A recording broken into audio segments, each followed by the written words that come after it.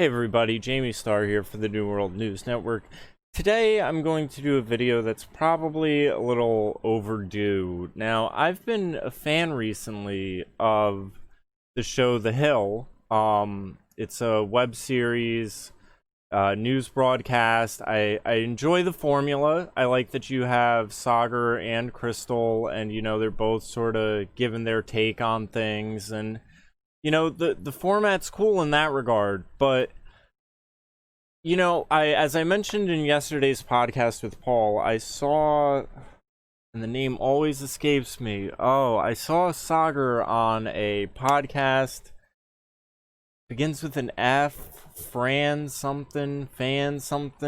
I'm sorry. But anyway, I saw him and he was basically talking about government spending money and bailing out people and all this other stuff, and I understand the Cernovich sort of standpoint of, well, we've bailed out Wall Street and banks and housing and GM and, everyone else, so it's about time the American people get a bailout.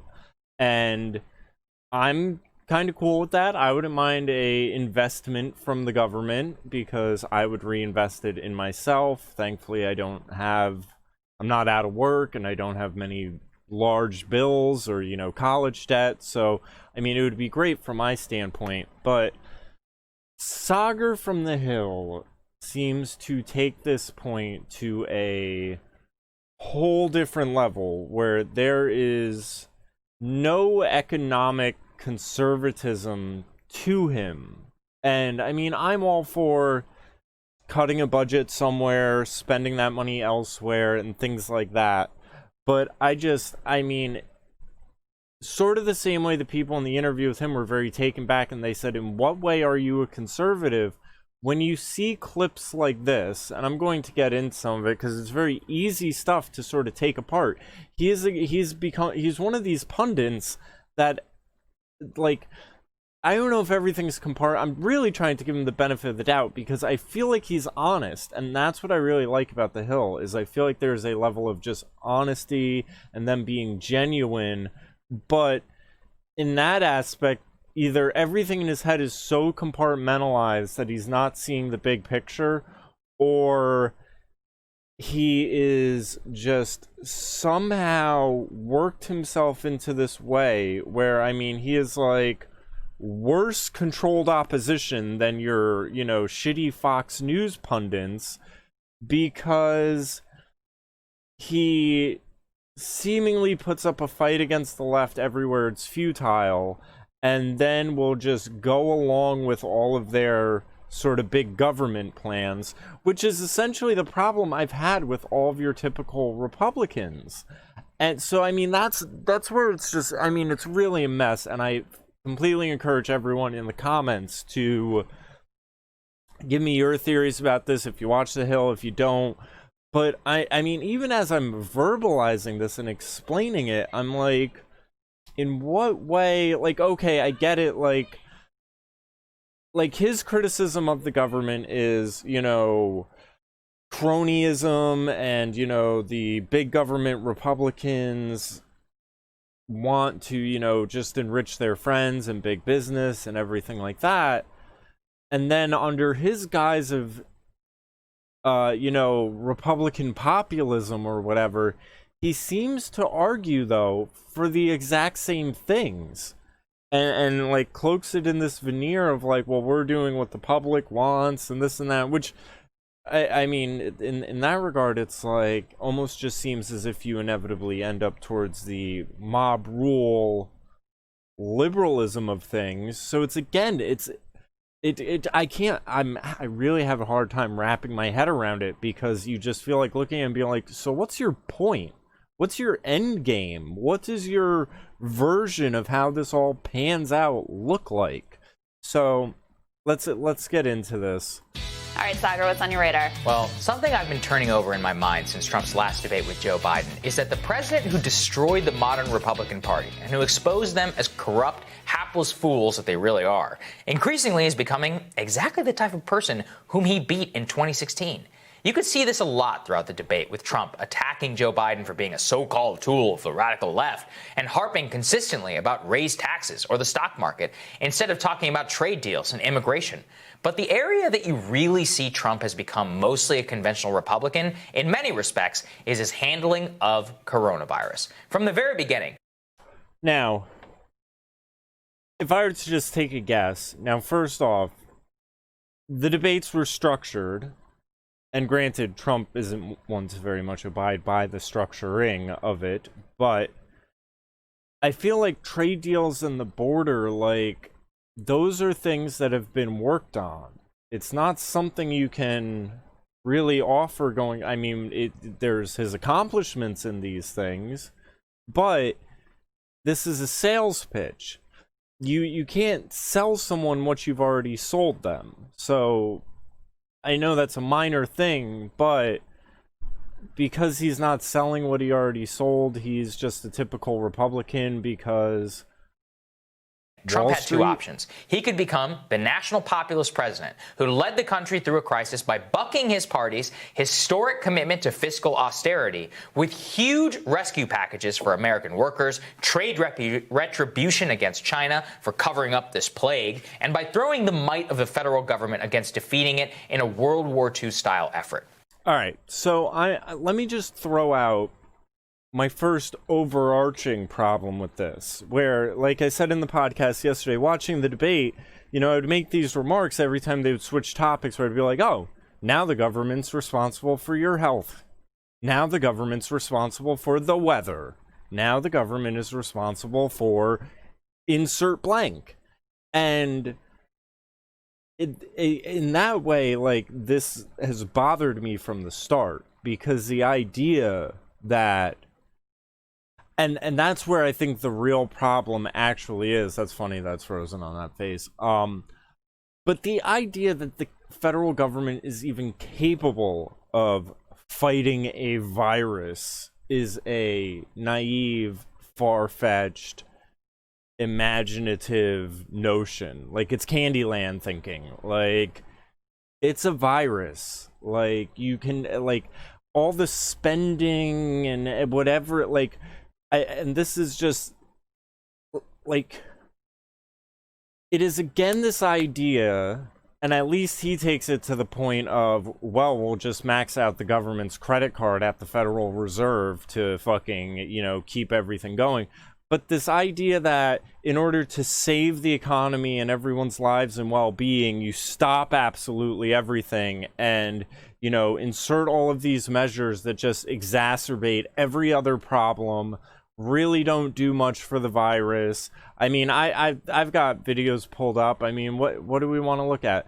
Revolt's research finds lockdowns are far worse than health and lives than the coronavirus. I mean, suicides are spiking. There's the revolver thing. Can masks protect you? We got the World Health Organization here. I mean, and that's the thing that really... Medical mask like this one cannot protect against the new coronavirus. Wearing a mask like this one cannot protect you. When you wear them, you must combine with hand hygiene. And they basically say that, like, sick people should wear it to prevent their germs from going outward, but if you're well, it's just an obstruction to your breathing. Like, it'd be one thing if these people were proposing something different. But all you then see them go back to are these same things, and it's something that always bothers me in people, where they have a bad idea, and then when reality bucks up against their bad idea, their response is further, farther, faster. If we just take the bad idea to the next level, well, then it will get back on track somehow. And it's like, no, you're off track. Like, you don't get back on track by further, farther, faster in the wrong direction. It just, and I mean, some of the things he throws up in this segment, this is such a good segment to pick. We'll just get into it. The other option was to do what the Republican Party wanted him to do, which is not take the virus all that seriously and find a fake boogeyman to blame for the state of the U.S. economy. And should the virus be taken that seriously? I mean, they said 2.2 million people were going to die, and we're just at, what, 200,000?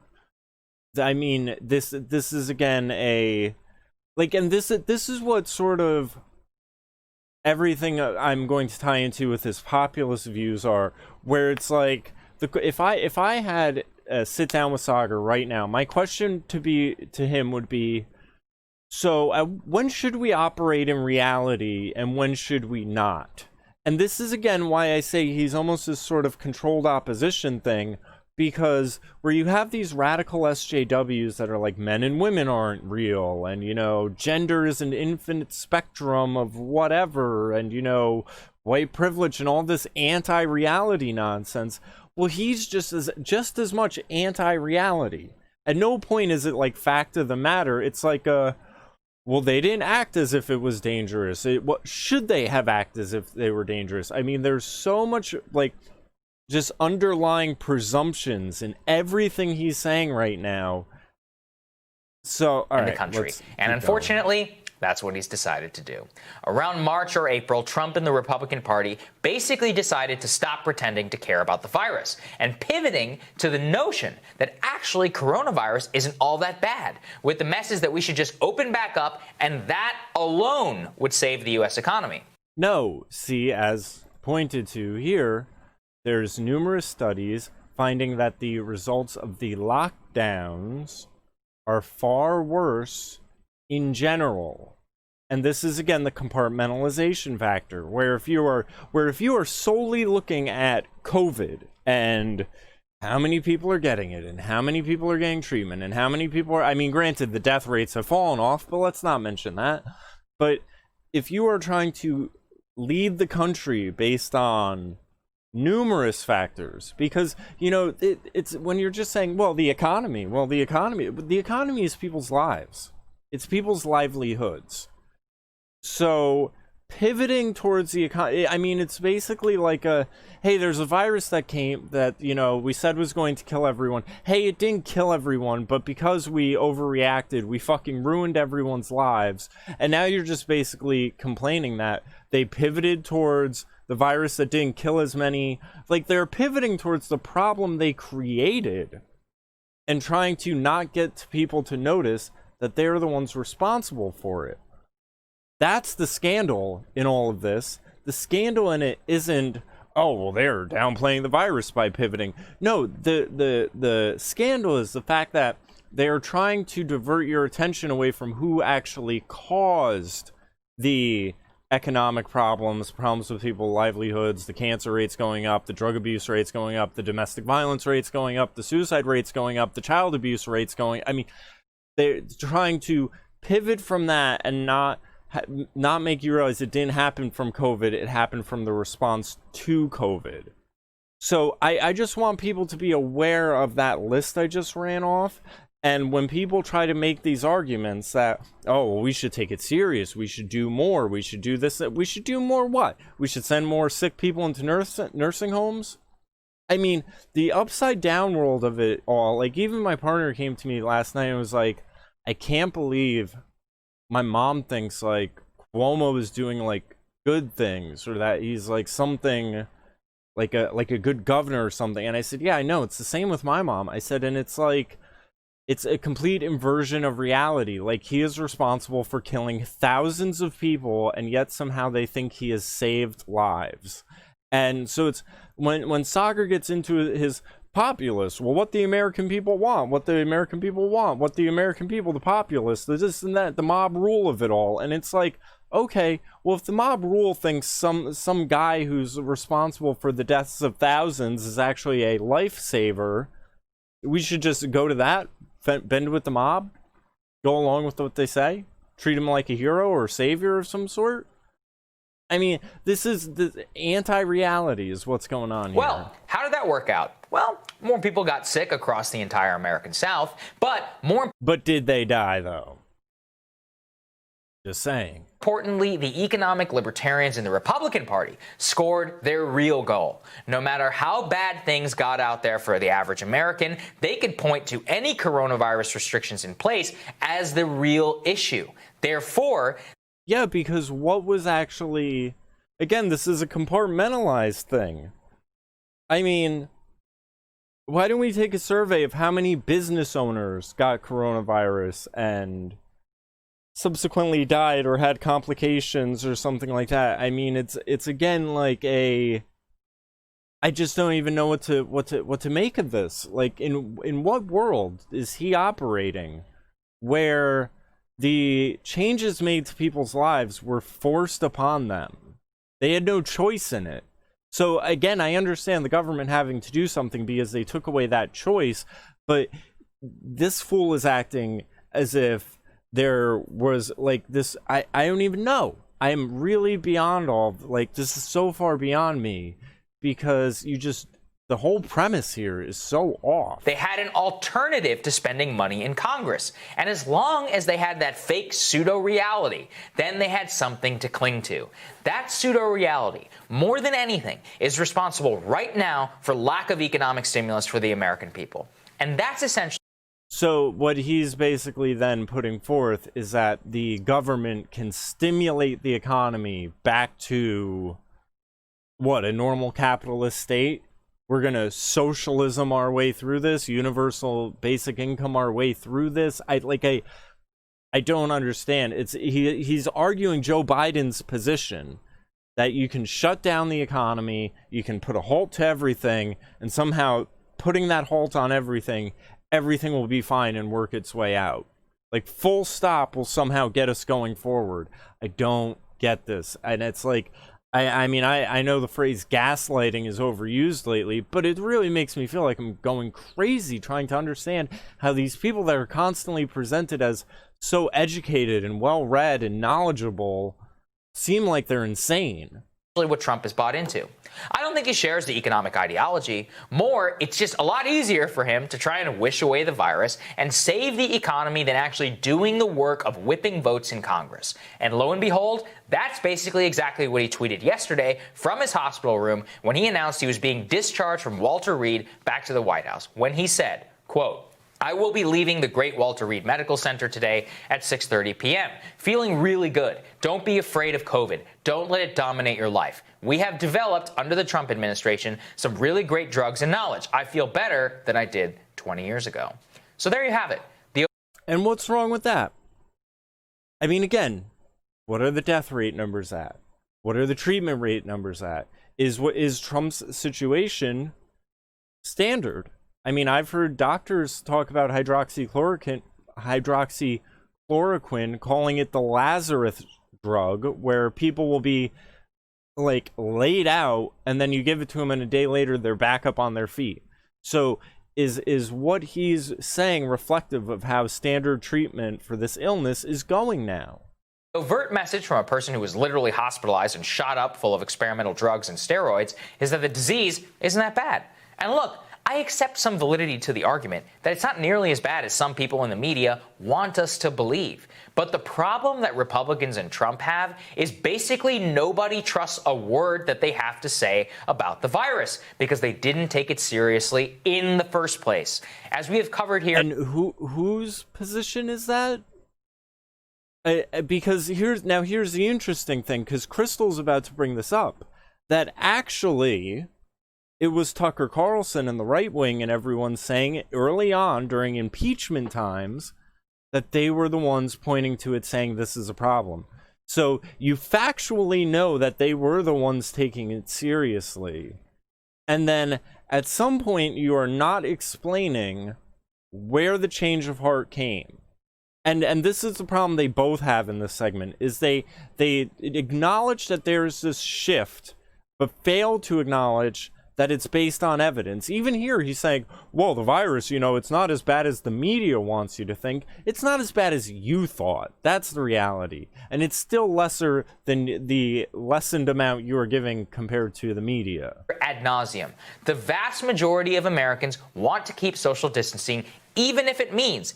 So stand 6 feet away from someone. I mean, really, you need to give the cops, what? Power to enforce who stands, who's how far. I mean, that's the other thing we're lacking in this whole conversation, and it's amazing from the left, because who enforces the laws? Law enforcement enforces the laws, obviously. So what do you mean? People want social distancing. Then fucking social distance. Someone's got to point a gun to your head and tell you to stand 6 feet away from this. So fucking do it. Economic impact. And they think the worst of the virus is yet to come. When a president... Are they right, though? Ooh, I mean, really.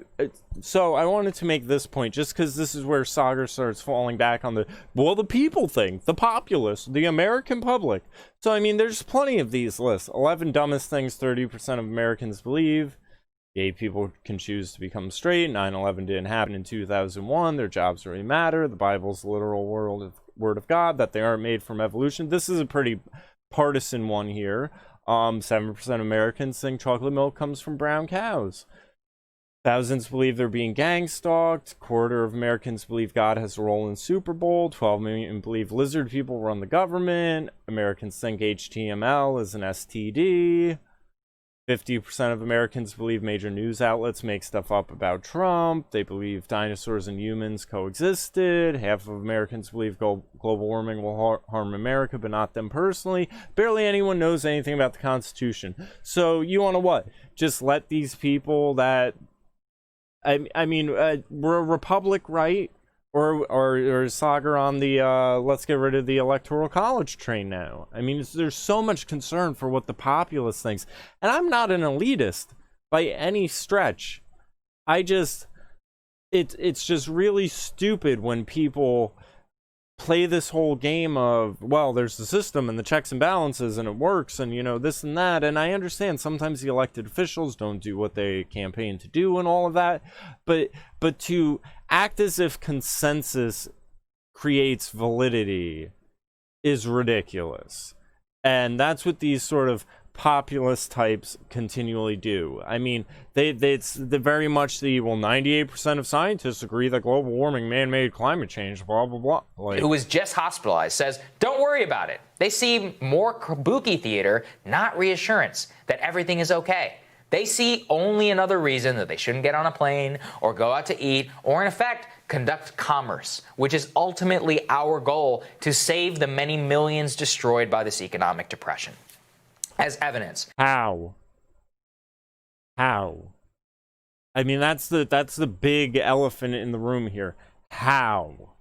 I've heard plenty of not doing enough, didn't take it serious, not doing it. And then when they get into what needs to be done, it's still just more of this masks, you know, instead of just telling people to wear masks, force them to wear masks and punish them if they don't wear masks and, you know, lock it down and lock down and lock down and social distancing with guns pointed at everyone. I mean, what the fuck are you talking about?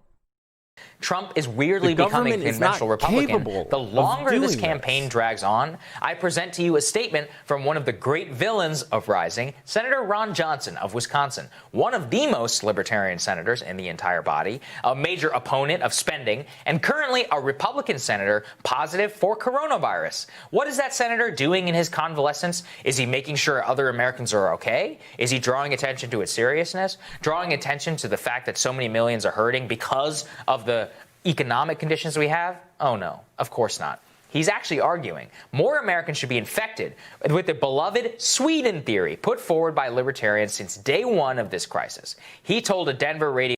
Now, I'm just going to throw out this wild idea here, but shouldn't it say something if the people that are contracting this virus are saying, hey, it still isn't that bad, you know, I'm getting through it, you know, this isn't, you know, it's not worth locking things down?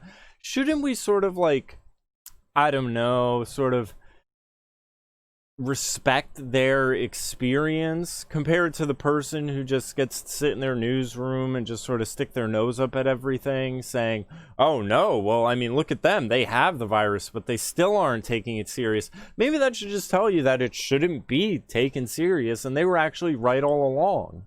Radio station, quote, we should have followed the Sweden model, isolate the sick, quarantine them, protect the vulnerable, and allow the rest of society to carry on with life as carefully as possible. Adding, I mean, there's a level of unjustifiable level of hysteria around COVID. Sound familiar? Almost could have come out of Trump's mouth. And in case you were wondering, as a matter of economic theory, Sweden's economy still fell 8% in GDP in August, similar to our own. They lost more people than their neighbors, and they had identical contraction projections as Denmark did back in June in terms of how they would be hurt by the virus. In effect, they lost more people, and they have very similar results to the rest of Europe in terms of their economy crashing. So that brings us to where we are today. Less than one. Maybe it's because governments are not capable of preventing the spread of viruses. Just a wild idea. I mean, just a wild idea. Like, how did this even become? That's what I'm really wondering at this point. Like, how did this even become just this expected belief that this is within their realm of possibilities? I mean, we all know the thing about fucking, like, you know, if a crime's in progress, your best line of defense is yourself, because 911 and the amount of time for dispatch and everything like that. So if they can't protect you from burglars and rapists and murderers and all this, what makes you think they can handle viruses? Like, they can't handle the problems they can see, and yet you seem to think they're capable of handling the problems they can't. Good job. 1 month to go before the presidential election, and Republican president and senators' message for the American people is that actually the plague that has killed 200,000 Americans ain't all that bad.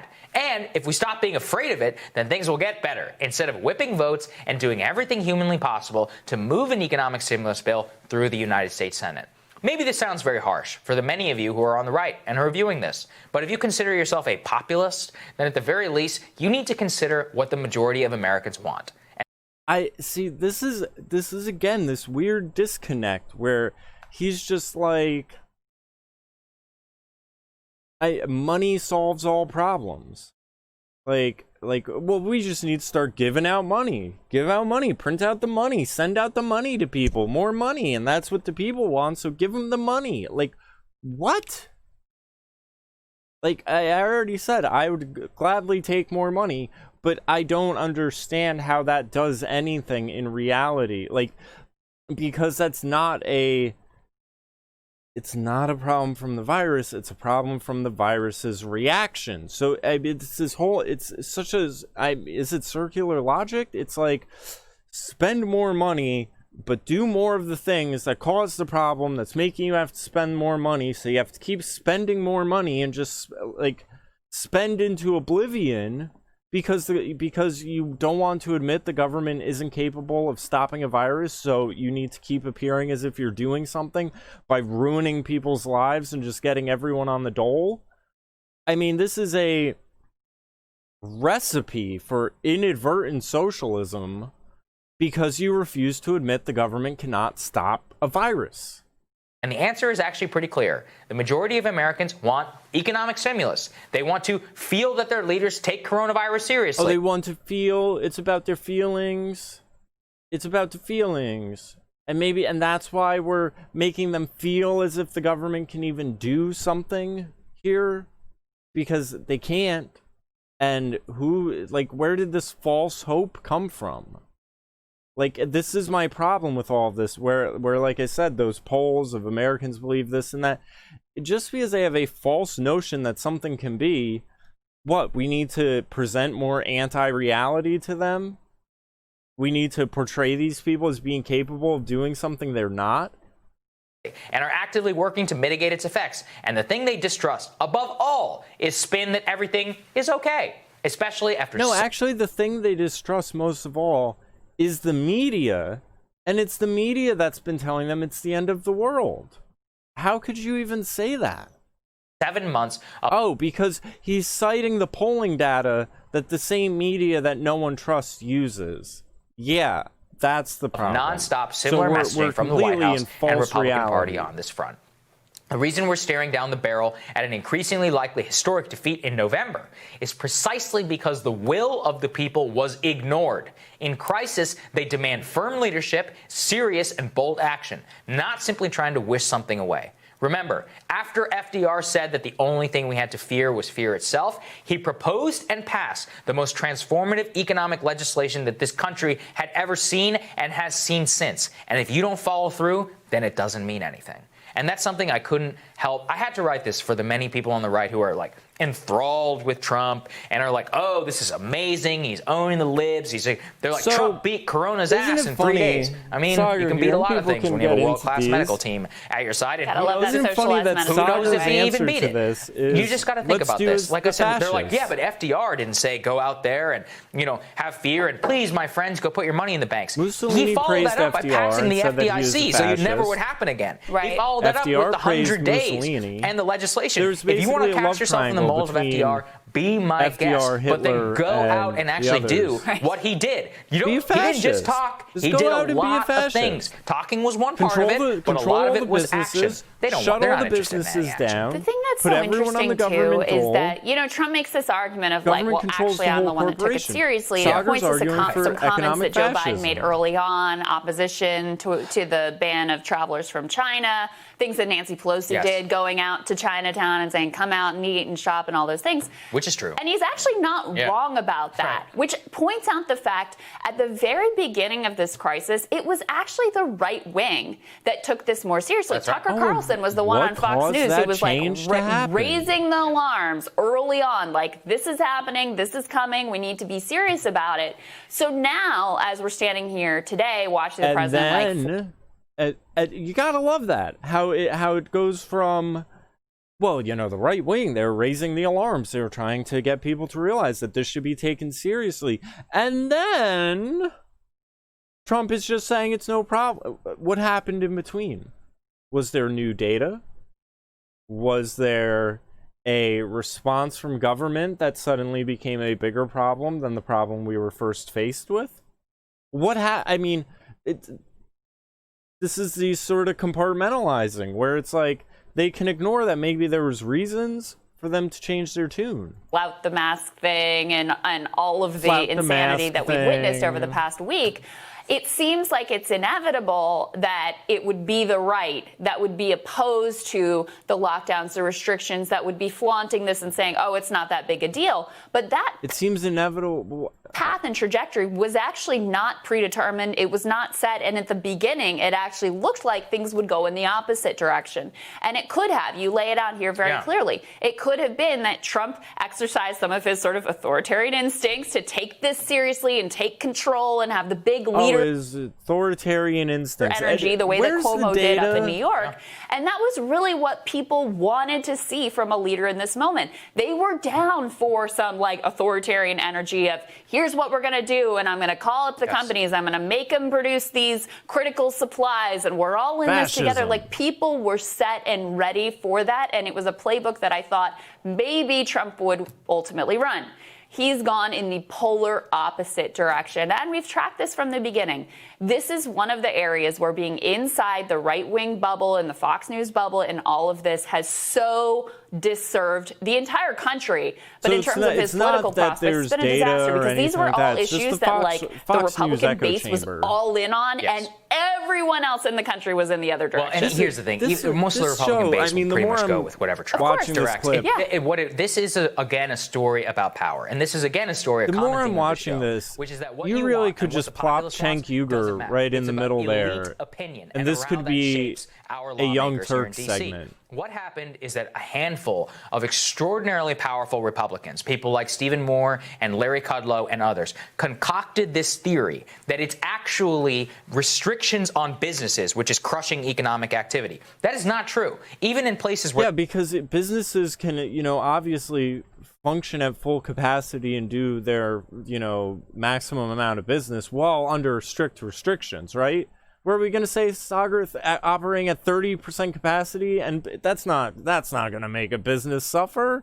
That's a crazy theory. They have opened economies. Things are still running at 25, 50% capacity. There is no business on earth, especially in the food service industry, which can survive at 50% capacity, which means somebody's got to make up that difference. That somebody should be the federal government. Fascism. They decided, though. Now, but listen to this fucking crazy ass Actually, here. restrictions on business. elite opinion and how that shapes our lawmakers here in D.C. What happened is that a handful of extraordinarily powerful Republicans, people like Stephen Moore and Larry Kudlow and others, concocted this theory that it's actually restrictions on businesses, which is crushing economic activity. That is not true. That is not true. Now let's listen to this. So restrictions on businesses is not crushing economic activity. In places where they have opened economies, things are still running at 25-50% capacity. There is no business on earth, especially in the food service. Why are they running at 25%, even in the open economies? Because of the fear-mongering done by the media. But anyway, industry, which can survive at 50% capacity, right. Which means somebody's got to make up that difference. That somebody should be the federal government. But what about the places where the restrictions are put on them? Yeah, I mean, this is with a sentence in between. He says there's a theory that's, you know, crazy, that restrictions are crushing the economy, and, you know, that's not true. And then with a sentence in the middle, he then skips over to a restaurant can't function at 50% capacity. Those were the restrictions that were going on in New York. Oh, today we're operating at 25%. Now it's at, you know, 50. I mean, they cranked up the shutdown till it was just 100%. So that's restaurants and businesses can't operate like that. But economically, that's not what's crushing them. And the only way to fix this problem, instead of actually like saying, okay, we shouldn't fear the coronavirus, don't let it dominate your life. That's the problem, him saying that. But the government just fucking firing up the printing press that's the solution. Just print more, spend more, print more, spend more, and you know, fucking chase your tail around as far as restrictions and lockdowns every other week. Decided, though, that they could continue to point to fear of the virus as the reason why that these things are not going okay. You cannot convince somebody when 200,000 people are dead and when the president of the United States is waylaid in a hospital bed. Did he just these things are not going okay.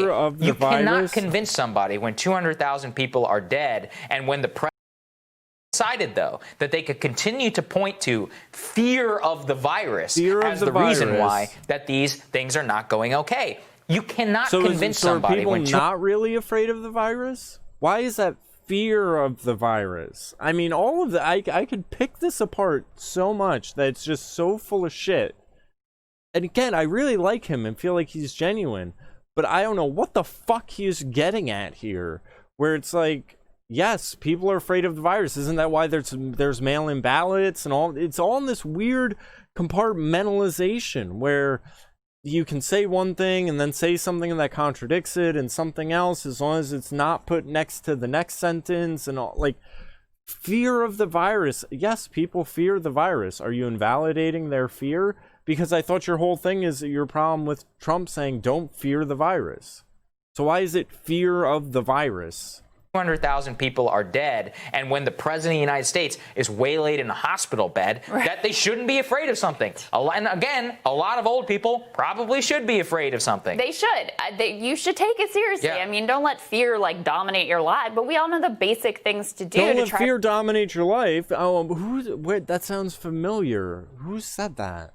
Don't let fear dominate. Oh, the president. The president that they're saying got played and destroyed his presidency by saying the exact same shit she's saying. Protect yourself. It's there's some reporting coming out from inside the White House and the campaign team where basically they thought, okay, maybe this would be the last-ditch effort where the president being sick may actually humanize him. Maybe we're going to see a different tone from him. Always the tone's going to change, right? And the first videos that he was releasing from Walter Reed, he did feel a little humbled. They felt like right in the right zone. And we did see this happen with Boris Johnson, where he was headed down sort of a Trumpian track. He gets sick. He starts changing the way that he approaches this and takes it more seriously. So a lot of his aides reportedly were thinking, okay, this is the last chance he's going to actually take this seriously now. He's going to be able to relate to Americans on this illness that so many people have suffered.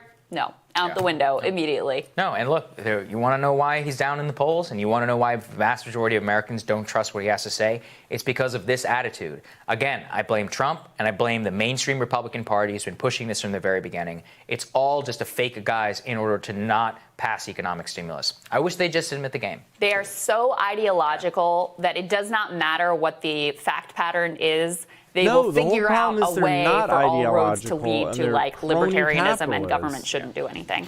Brainworms, folks. Ridiculous.